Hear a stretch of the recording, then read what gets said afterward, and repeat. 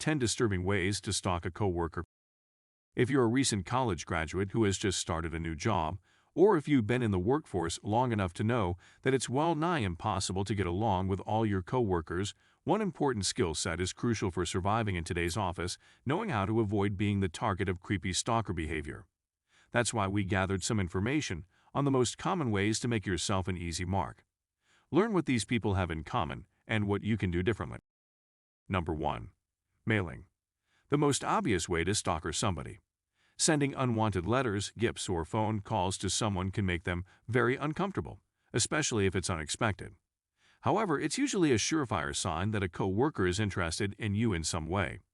Keep this in mind and don't let him or her know that you're on high alert. Number 2. Calling. If you have an office phone, it's likely that your coworker has his or her own personal line with the company's switchboard. It's always possible that he or she is on the phone with a client, but there's no way to be sure. If you're not sure who your coworker is talking to, don't call back. If the person works at your company, try finding out the name of his or her supervisor or manager. You can then reach out to that person and ask if it would be okay for you to call back on another line. You can also text them or leave a voicemail if you don't want an immediate response. Number 3. Sending gifts. Gifts definitely make people feel good when they come from someone they actually like and admire. However, when someone sends you a gift at work that you don't know the source of, there's a chance that it could have come from someone who is attempting to be inappropriate. You can avoid this by picking up a card or a small thank you gift yourself if you really want a coworker to appreciate something they sent you. Number 4. Private emails messaging. You might want to show your gratitude in private for some kind words bestowed upon you by your coworker, but that doesn't mean don't do it. Providing them with an email address or social media profile that would be accessible to the public is probably best, if nothing else. It will make things easier for HR if things ever become uncomfortable. A quick "thank you so much for the kind words, they really mean a lot to me" is the most appropriate way to go. Number 5. Telephoning. If your boss catches you talking on the phone and seems suspicious, you might have a coworker who is going out of their way to get in touch with you. If that happens, make sure that both of your cubicles are far away from each other. Even better would be if one of you has an office or private space where no one can see who's at the other end of an otherwise private conversation. Number 6. Handling your personal business at home. This is a little bit more dangerous than the other 5 ways to make yourself an easy mark. If you see that someone on your team hasn't been getting along with their co-workers lately, and they seem to have been getting increasingly jealous or attention-seeking, use extreme caution. Go into a public place where there are lots of people and wait until you know that no one is looking at you. Then pretend that you've forgotten something and leave the building quickly so that you don't risk being caught talking about it in private. Number 7. Keeping in your line of sight. Whenever you're out of the office, whether it's for lunch or to go to the bathroom, keep an eye on your co-worker.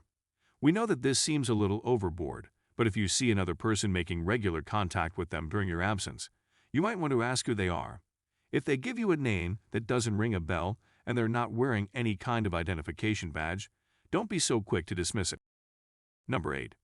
Having other people do your work for you. If you have a coworker who is making it very difficult for you to do your job, be careful. If he or she isn't doing what you need them to, talk to them about it and explain how things are going.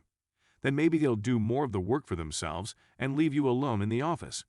Keep in mind that it's very difficult to prove this kind of thing, so if things get out of hand, talk to HR to protect yourself legally. Number 9. Telling stories about your past. If you have a coworker who likes to talk about his or her own personal experiences, they might be trying to get any information that they can out of you. This is especially the case if their stories sound a lot like something you've already heard before or if you recognize the characters in them. Number 10. Taking calls, texts from other people in private.